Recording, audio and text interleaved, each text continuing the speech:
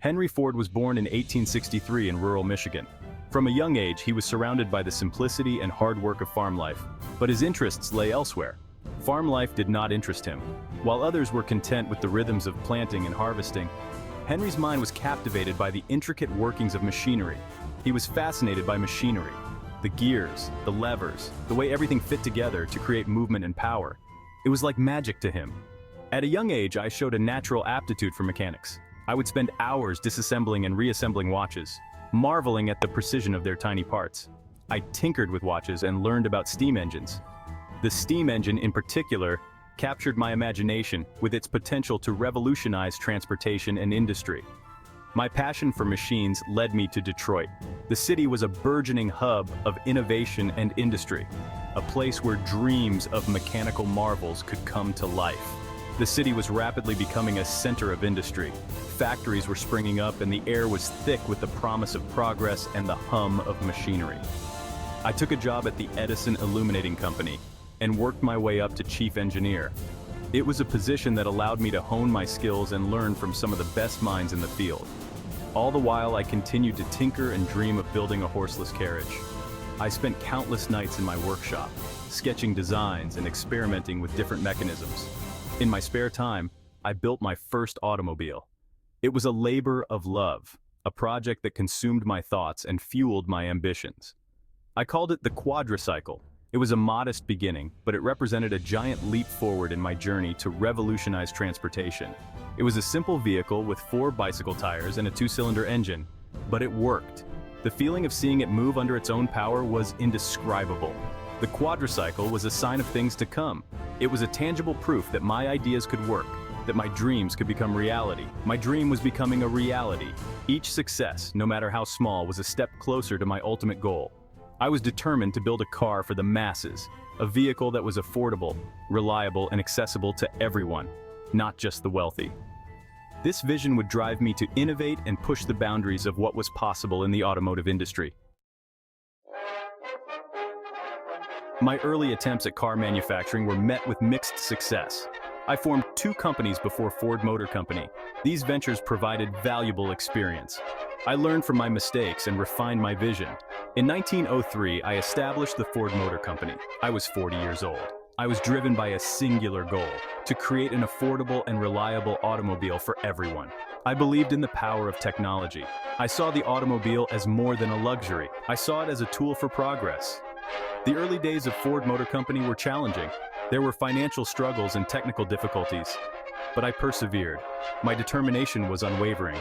I knew I had an idea that could change the world. In 1908, Ford Motor Company introduced the Model T. It was a simple, sturdy, and reliable car. It was designed to be affordable for the average American. The Model T was an instant success. It revolutionized transportation. Ford's vision for the Model T extended beyond its affordability. He wanted it to be easy to maintain and repair. The car came with a detailed instruction manual. It empowered owners to handle basic maintenance themselves. The Model T's impact was profound. It transformed rural life, it connected communities, it fueled the growth of industries like tourism and road construction. The Model T was more than just a car. It was a symbol of freedom, progress, and the American spirit. To meet the unprecedented demand for the Model T, Henry Ford implemented a revolutionary production system, the moving assembly line. Inspired by the meatpacking industry, Ford's assembly line drastically reduced production time and costs. Prior to the assembly line, skilled workers assembled an entire car in one place. Ford's system broke down the process into smaller, repetitive tasks. Each worker specialized in one specific task. The chassis moved along a conveyor belt. Workers added parts at each station. The assembly line had a profound impact on manufacturing. It increased efficiency. It lowered costs. It made mass production possible. Soon, other industries adopted Ford's innovative production methods. The assembly line became a symbol of modern industrialization. Now, Section 5, the $5 workday, a wage that changed the world. In 1914, Henry Ford introduced a revolutionary labor practice, the $5 workday. At a time when the average auto worker earned significantly less, Ford's decision sent shockwaves through the industry. Ford's motivations were twofold. He understood that a well-paid workforce was a more productive workforce.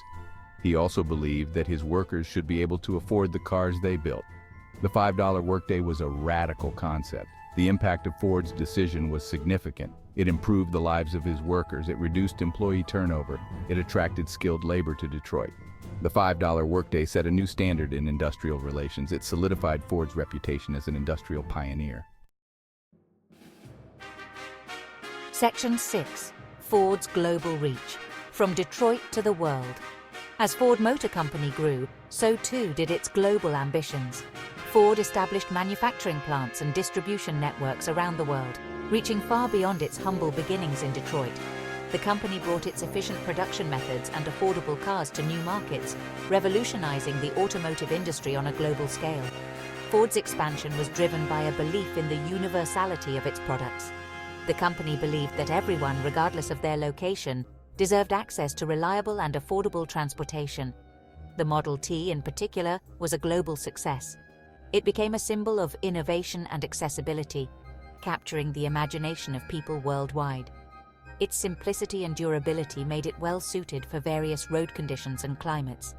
Whether navigating the bustling streets of European cities or the rugged terrains of rural areas, the Model T proved its versatility. Ford's international presence had a lasting impact. It not only changed the way people traveled, but also influenced the global automotive industry.